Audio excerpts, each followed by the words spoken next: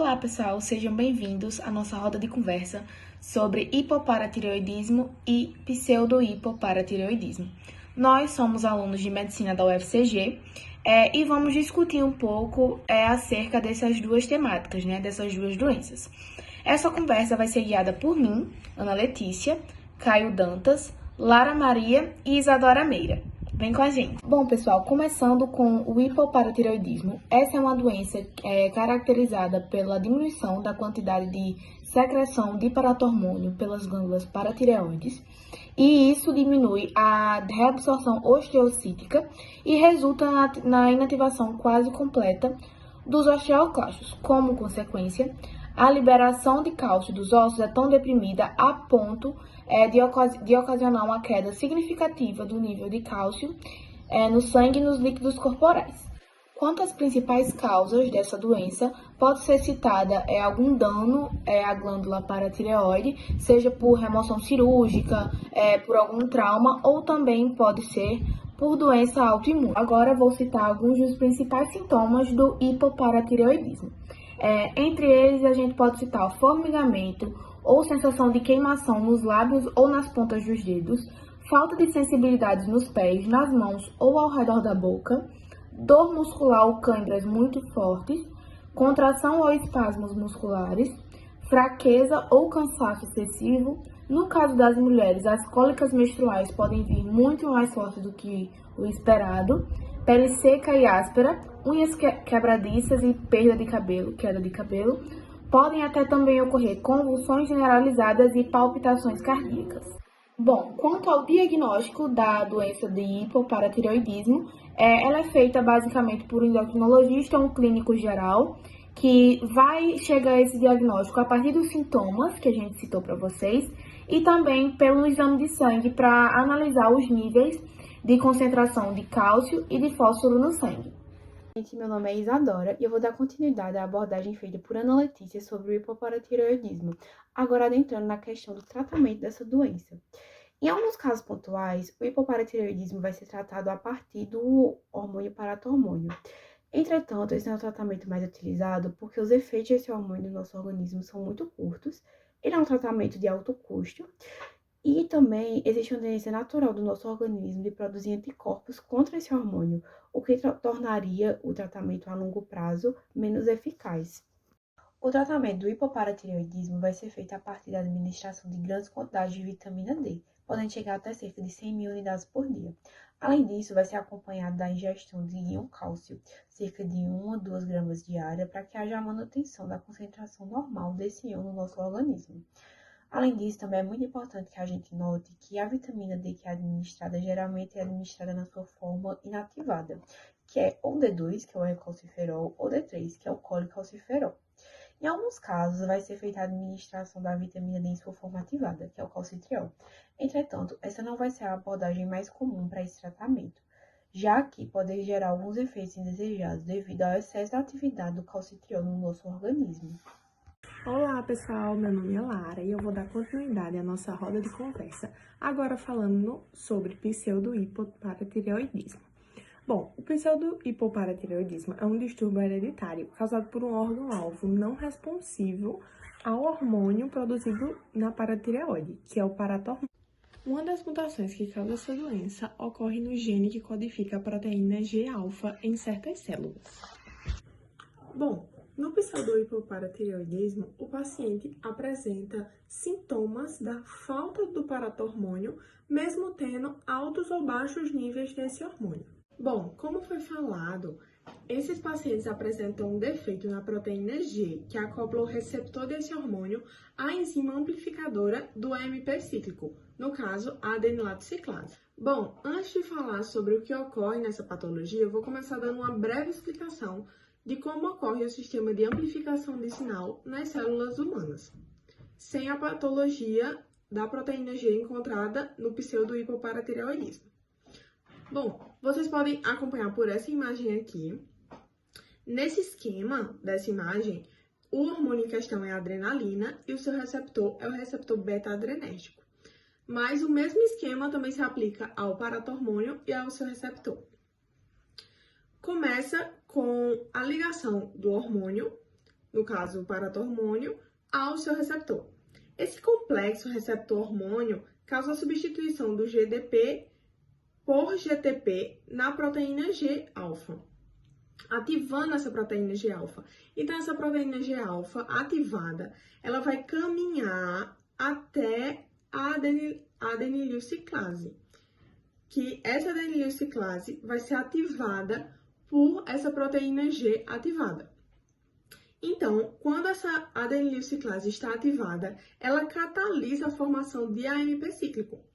AMP cíclico vai ser justamente o que vai amplificar esse sinal, vai ser o segundo mensageiro. Então, com o AMP cíclico, ele vai ativar a PKA, que é uma proteína sinase, que vai fosforilar proteínas celulares.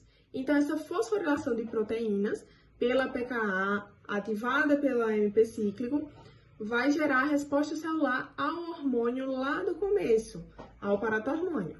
No caso do pseudo-hipoparatireoidismo, os pacientes vão apresentar uma mutação genética na proteína G, ou seja, essa proteína G-alfa, ela não vai estar funcionando corretamente. Então, ela não vai conseguir ativar a adenililciclase e, consequentemente, não vai haver a formação do segundo mensageiro, que é o AMP cíclico. Então, sem toda essa cascata que eu falei anteriormente, o hormônio não vai estar exercendo o seu efeito de forma fisiológica. Então, o paciente vai apresentar sintomas que condizem com a falta do hormônio. Mesmo com que haja hormônio no sangue, ele não vai estar exibindo a resposta esperada, justamente por causa do defeito nessa via de sinalização que foi explicada. Além disso, também é muito importante ressaltar que o paratormônio é secretado pelas glândulas paratireoides, e ele tem a função de estimular a absorção de cálcio pelo intestino, pelos ossos, e além disso, diminuir a excreção renal de cálcio, aumentando a sua concentração no sangue. Bom, como a gente sabe, o cálcio é muito importante para a contração muscular. Então, problemas no paratormônio ou na via de sinalização do paratormônio, como ocorre no pseudo-hipoparatireoidismo, vão implicar em sintomas como espasmos musculares, parestesia e cãibra muscular. Além disso, tem 2 sinais que são feitos para o diagnóstico do paciente com pseudo-hipoparatireoidismo, que é o sinal de Trousseau e o sinal de Chevostek. O sinal de Chevostek consiste no desencadeamento de espasmos musculares faciais em resposta à percussão do nervo facial na região zigomática. E o sinal de Trousseau consiste no espasmo carpal decorrente da diminuição do suprimento sanguíneo para a região das mãos. Então, esses 2 sinais positivos indicam algum problema relativo à absorção de cálcio no organismo, o que já contribui para o diagnóstico do pseudo-hipoparatireoidismo.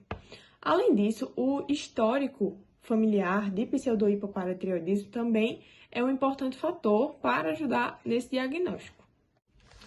Outros exames que também são constantemente pedidos para fechar esse diagnóstico são cálcio sérico, fósforo sérico, paratormônio sérico, creatinina sérica e magnésio sérico. Então, essas dosagens no sangue do paciente também vão contribuir para o diagnóstico de pseudo-hipoparatireoidismo.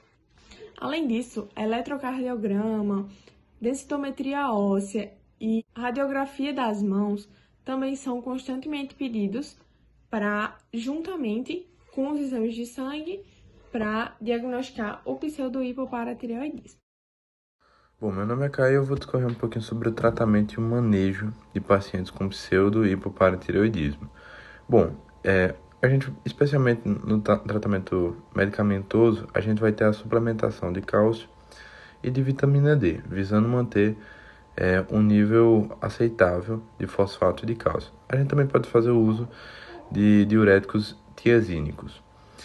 Em casos mais graves, quando o tratamento convencional, medicamentoso, não é suficiente, a gente pode chegar a fazer cirurgia. Mas o que é imprescindível é realmente o acompanhamento médico constante, justamente para o monitoramento dos níveis de fosfato e de cálcio. Além disso, é importante frisar que o pseudo-hipoparatireoidismo vai gerar consequências no psicológico mesmo do paciente. ele vai ter dores ósseas constantes, vai ter uma fadiga quase que crônica e é necessário um acompanhamento. Então, é importante pontuar que o pseudohipoparatireoidismo é uma doença que requer um acompanhamento multidisciplinar, tanto com apoio psicológico quanto com apoio farmacológico, às vezes até o apoio cirúrgico, mas também o apoio nutricional, justamente para haver uma boa ingestão de cálcio, para diminuir um pouco a necessidade de suplementação. Além disso, é importante frisar que nos últimos anos a gente vem tendo avanços no reconhecimento da doença. É uma doença que pode ser facilmente confundida com, por exemplo, o hipoparatireoidismo, ou até o pseudo-hipoparatireoidismo. Então, é importante realizar bem esse diagnóstico diferencial para garantir um tratamento adequado para o nosso paciente. Bom, por fim, eu gostaria de agradecer a oportunidade da roda de conversa feita aí por Ana Letícia, Isadora, que vos fala, Caio e Lara.